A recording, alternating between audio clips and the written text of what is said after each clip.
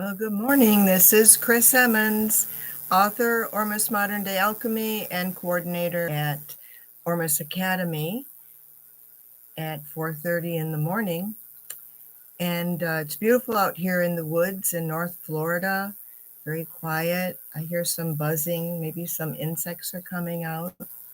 And we've had some activity, and we've had a post that was made I was asked to comment on. I put the post in the description. And the post has to do with sugar. And the post comments that Manna was almost certainly a sugar.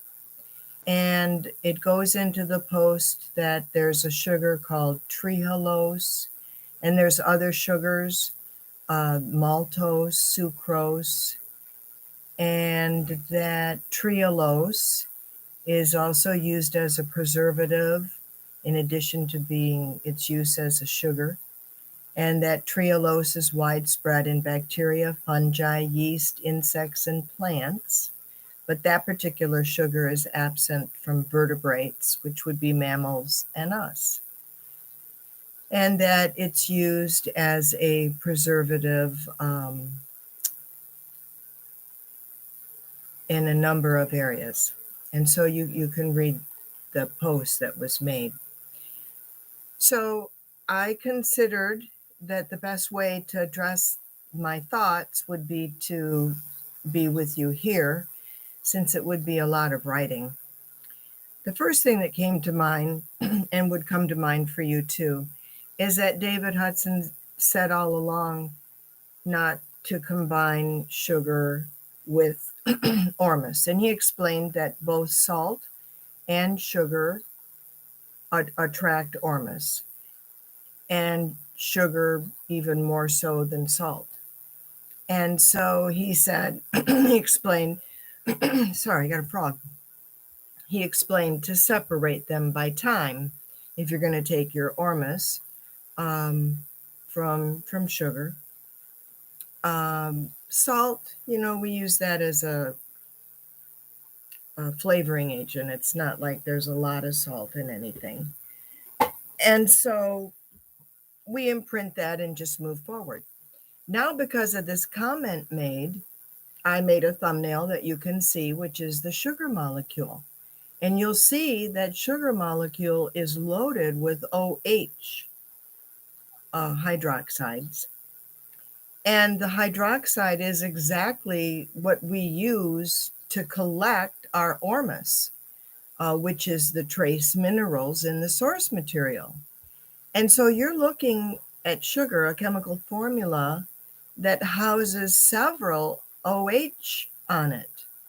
And now, as a pharmacist, and now you'll see it too in the explanation, that the sugar molecule with all these OHs hanging off would attract the minerals in our source material. So what Hudson said now takes on a different depth to it, because we see the sugar molecule with those OHs hanging off of it. Isn't that neat? So I doubt in my mind that sugar has much to do per se with Ormus. Now I'm doing more thinking, and these are my considerations. My intention is not to press buttons, or if you're going down a different considerations or a different alchemically thinking path, we are all on our path. But I'm going to use the I word, and these are my considerations. I got to thinking about sugar and the importance of sugar and how it is the primary source of easy to use energy for the body. Body grabs onto sugar and uses it to run. And it's easier for the body to use sugar than to have to break down the fat to get the energy out of the fat, is the bottom line there. So when I see sugar, I go, wow, sugar's really tied to this physical plane and to keeping us in this physical plane in a live state. So sugar is really of the physical plane bent, the 3D realm. And the Ormus M state energy that's in Ormus is above the 3D realm, but below the etheric realm, as puts it much higher than the 3D realm. And therefore, if the Ormus were to combine with the sugar, I can understand how we are draining the etheric type energy. They're the energetics from the Ormus. And so in that regard, we're looking at that alchemical treatise about philosophical mercury and sulfur and salt. Okay.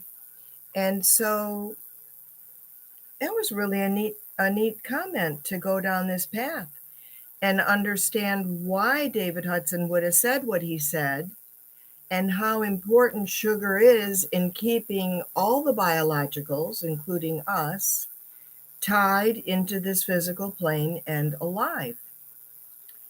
So I hope that you enjoyed our time together. I have, and this has certainly been a learning unit for me also, because that's the beauty of these comments that are made. When something is posted, don't, do some research and do some thinking, because once you see connections that work in your now educated mind on that trail, your own whole life expands. And in that expansion, there's a change. And it usually is a feel-good change, like seeing sugar being tied to the physicality of all and how that is relating back to its chemical formula and the Ormus M state being higher energetically. We want to use it in that state. We don't want to tie it down or rope it down in any way. Well, these are my thoughts. And thank you for taking the time to be with me. And I'm going to sign off, but I'm not going to go to bed yet. Happy day to you.